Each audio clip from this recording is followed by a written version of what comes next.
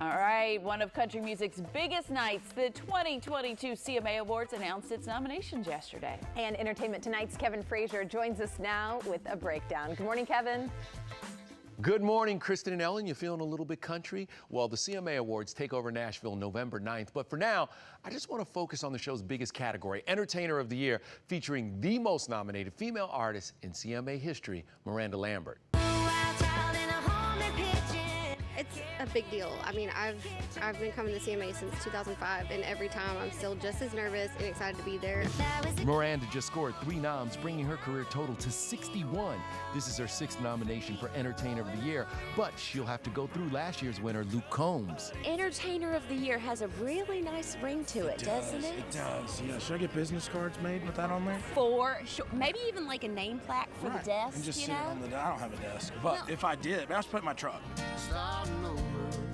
Rounding out the category, Chris Stapleton, Morgan Wallen, and longtime CMA favorite, Carrie Underwood, who continues to clean up on the Billboard charts. You've accumulated what now, 28 number ones? I don't know. Oh, but honey, I think I'm counting. Lots I of do, blessings. 28, I do Lots of believe. Can somebody, yeah, that's what it is. Hey, and make sure you tune into ET tonight for your first look at Zac Efron and Russell Crowe's new movie, The Greatest Beer Run Ever. For Entertainment Tonight, I'm Kevin Frazier. Carrie Underwood to still be there, and Miranda Lambert, both nominated. It's just every year they just keep going. I know Carrie had just put out all of her new music, but I always am so surprised with Miranda because it seems like I hear her music all the time, which I do, but she's constantly putting out new stuff, and I'm not realizing it just because it gets played so much. I don't think either one of them will win. I think it'll either be Chris Stapleton or Luke Combs. Or Luke Combs, I don't think Morgan Wallen will win either. He's had kind of a rocky It's been a little controversial for him to get here. But a good group there, and always going to be a great show, that's for sure. Yep. All right, let's kick off the morning mix. Apple unveiled the long-awaited iPhone 14 on Wednesday, along with some new Apple Watches and an updated AirPods Pro.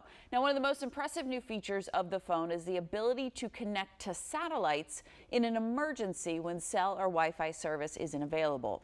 The basic iPhone is larger, takes better pictures, and features longer battery life and will cost around $800. The AirPods Pro got an update, which includes longer lasting batteries and better noise cancellation features. And the new Apple smartwatch is designed for outdoor enthusiasts. It's more water resistant, has an advanced compass, and works for 60 hours without needing to recharge. I have to recharge my Apple Watch every day.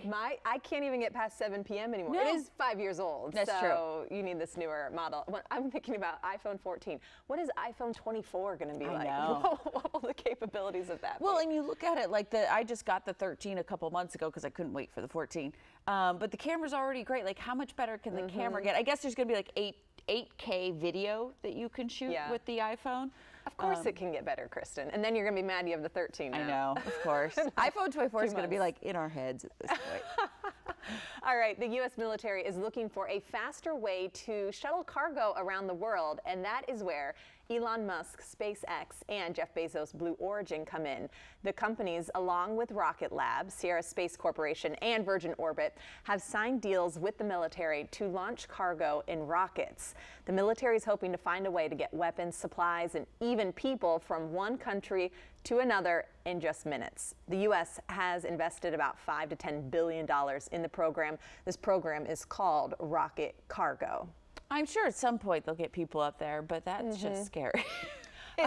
Great getting the supplies over, especially to our military or to maybe a place in need, that needs some aid and get it nice and quick. But can you imagine? Like, we talk about the environment matters here a lot, and I'm like, what does that do to the environment? I know I can get there quickly, but what's that economic environmental impact?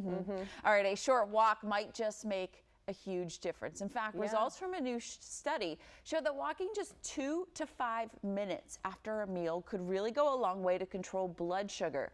This is published in the Sports Medicine Journal. You can actually see a glucose reduction of 17% with a quick post-meal walk opposed to prolonged sitting. It also has other benefits as well. Inflammation helps with that, your gut health. And then it said if you can't walk and you're like doing the dishes, dance around or do some like high knees or it's just trying to get get that system in order. Well, because we all know too, if when we eat too much, you just sit there. You're just like, I can't go anywhere. I'm thinking of the post-Thanksgiving walk. Don't you walk after every Thanksgiving meal? It's so nice and just refreshing, even for like 2-3 minutes, just to get up and move and let it kind of find its way. Walking in general is one of my favorite health benefits.